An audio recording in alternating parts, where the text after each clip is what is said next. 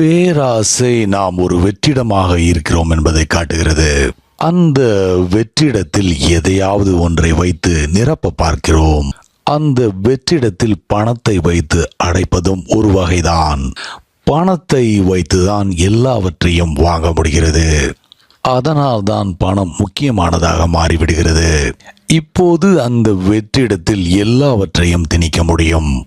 எத்தனை பெண்கள் வேண்டும் என்று ஆசைப்படுகிறீர்களோ, எத்தனை அரண்மனை போன்ற வீடுகள் வேண்டும் என்று விரும்புகிறீர்களோ, எத்தனை கார்கள், ஏர்பிளேன்ஸ், whatsoever you want, இவற்றை எல்லாம் வைத்து அந்த வெற்றிடத்திற்குள் திணித்து கொண்டே போகலாம். Because we are empty. An empty person is a greedy person. இந்த பேராசை, இந்த greed யாரையும் திருப்திப்படுத்தியதில்லை.